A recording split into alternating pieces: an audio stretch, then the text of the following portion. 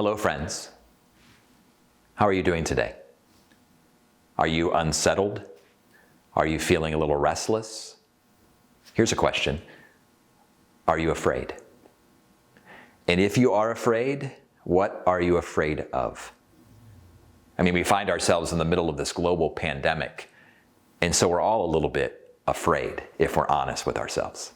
For my dear friend Amy Seiffert, her greatest fear is that her husband will die. For me, my greatest fear is that I'm not going to achieve my dreams or become the man that I set out to become. We all have fears. We all need to face our fears, which is why, as I was thinking about my life and thinking about the things even now that I'm afraid of during this global pandemic, I reflected back on a conversation I had with my dear friend Amy Seiffert just weeks ago, as we were thinking about the fears we face in life and the way to actually battle and combat those fears. Little did we know, though, that we'd be facing right now here in April of 2020, one of the scariest times in our lives. We are in the middle of a global pandemic, sheltering in place, quarantined in our homes, unable to really predict the future, and for sure, unable to control our future. There's a lot of fear in the air, a lot of fear permeating our homes and our families and our social networks. What better time than now to be able to engage in a conversation about facing your fears? Would you join me in listening to one of our previously recorded podcasts entitled Face Your Fears?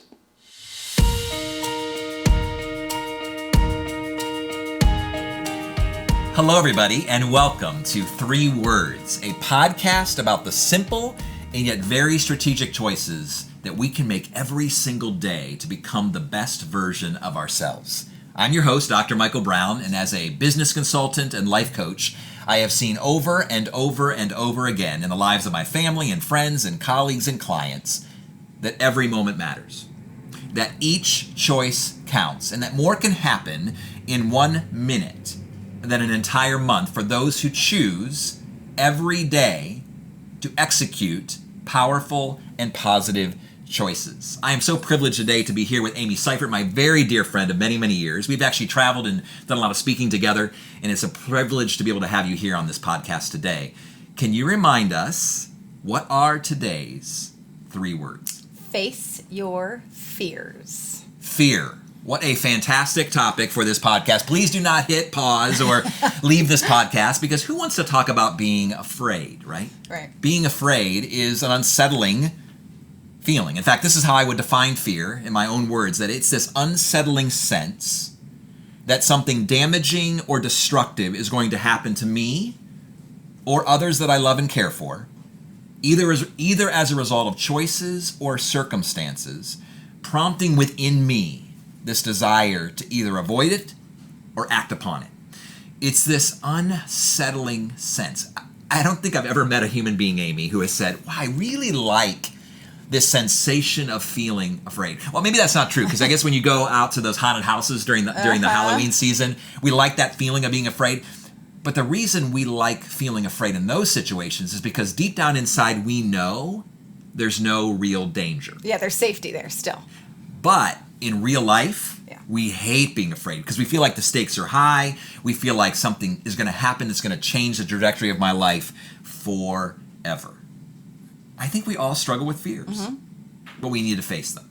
I know. So what do you do about that? How do you face your fears? Well, it's interesting. I actually have spoken in a variety of environments about fear and even thinking about my own fears in my life. What's interesting about fear in general is most of the things that we are afraid of are not going to happen. They're just not going to happen. And so part of it is pausing, and we've talked in other podcasts about being fully present and mindful and so forth, but it's pausing long enough to realize what is the fear. So I kind of go through a 3-step process when I think about fear. The first is to identify the fear. The second is to investigate the fear. And the third, and this may sound a little bit weird, but to incriminate the fear. So first, to identify. It just helps me, if I'm feeling this unsettling sense within me, that could be fear, to actually pause and say, what am I afraid of? What am I actually afraid of? Actually identify the root fear. What is the fear? Secondly, though, is to investigate it. Not just say, okay, I'm afraid of snakes. But walk around that fear. Actually take some time to go around the fear in your mind and look at all the angles and ask yourself, investigate, why am I afraid of this? But then I love this third step, incriminate it. Should I be afraid? Is this really something that I need to be afraid of? To really look at it and say, is it scary? Is it something worth exerting my energy and my emotional stamina? And because I think you would admit, and I'd love to hear your perspective on this, when we're really afraid, it just drains life out of us. Absolutely. Or I scream. I see a spider. So you're afraid of spiders? Yeah. So I was saying snakes. I should have said spiders. It's fine. Either one. Yeah, my son Ethan is actually really afraid of spiders, and again, I've had this conversation with him. Let's identify your fear. Let's investigate your fear. So let's incriminate because I said, what is a spider? What's the worst thing that a spider can do to you? And he's like, it can kill me. I'm like, no, the spiders in our house in Northwest Ohio are not going to kill you. That's how I feel, though. But I get it. But I know for you actually have looked at fear in a very unique way, Yeah. and you've done similar. You probably haven't maybe walked through these steps as I have stated them, but how do you deal with some of the fears and so forth that you do? Oh, man. I think the thing about fear, I remember reading about fear, this idea that we're trying to protect something if we're feeling afraid. So I'm a mom. I have 3 kids, and if I'm, if a bus is coming at them and I feel afraid, yeah, I'm trying to protect my kids. But also, I could be afraid of what I'm going to look at and need to protect my image. And then I need to think, what am I afraid of if my image gets tainted, or if I'm embarrassed, or I'm looking like a fool? So walking through all of that for me. But I feel like one of the things that I try to do when I'm facing my fears is radical acceptance. Radical acceptance. I know. Interesting. It's a counseling term. Okay. And I know because I've been to counseling. And so this is really helpful. Thank you for being transparent. Yeah, absolutely. But radical acceptance is when you look at your fear or your anxiety or whatever it is that's like, wrestling the insides of you. You think, okay, I'm going to follow it all the way through. If I'm afraid of my husband dying, like that's real, losing my husband. If I'm afraid and I follow it through, what if that happens? What if he dies? I love Rob. I would hate that. I would hate it too, right? Yeah, for sure. And it would be horrible. Yeah, But I have to think, could I radically accept that? Would I be okay if that actually happened? Could I radically accept this situation? And the reality is yes, I would be okay. It doesn't mean it wouldn't be the worst. And I would walk through it'd be a valley. But course. even if I take it one step further personally, Yeah. the spiritual radical acceptance is where I look at the situation and I say, okay, I have a God who loves me and he will take care of me. If I lose my husband or one of my children, I will be okay. Yeah. God will hold me. He'll care for me.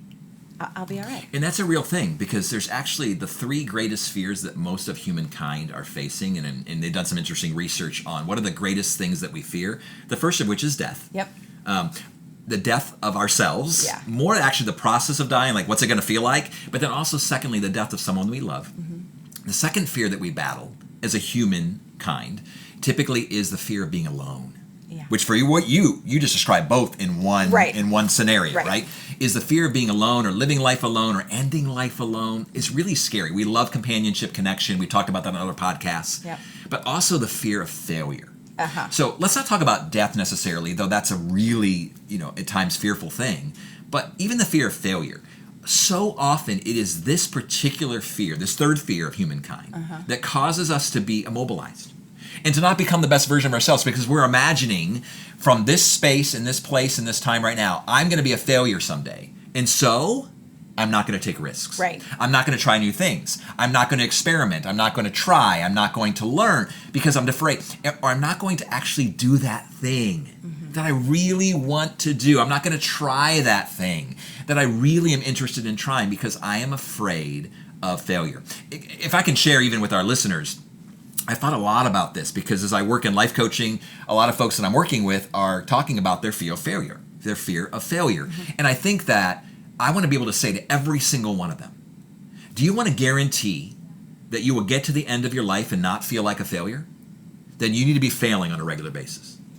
It's counterintuitive, but you need to face that fear. Yeah. You need to look that fear right in the eye, identify it, investigate it, incriminate it, and say, you know what? I'm not going to get to the end of my life as a failure.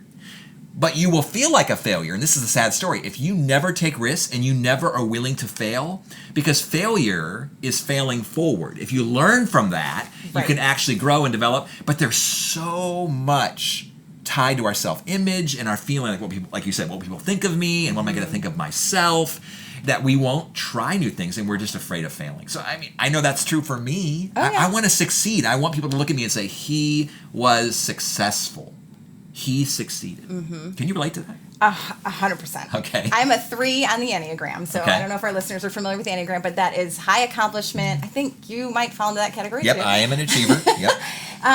Yes, I have that fear all the time, but then I think, failing is where learning happens. Like, that's just a fact, and I also need to let my children fail so that they can learn. If I'm trying to protect them from failing, they're not going to learn. They're not going to grow. They're not going to hit challenges and be able to overcome a hurdle. Yeah. Right? This is where some of my greatest pain points is where I've seen major growth. I'm not going to be afraid of this. And we're both parents, and so I'm just going to go here because you brought it up, but this idea that oftentimes we are trying so hard and exerting so much energy and emotional stamina to be able to make sure our kids don't fail. Yeah. What happens then is our good intentions go bad because our kids are no longer strong.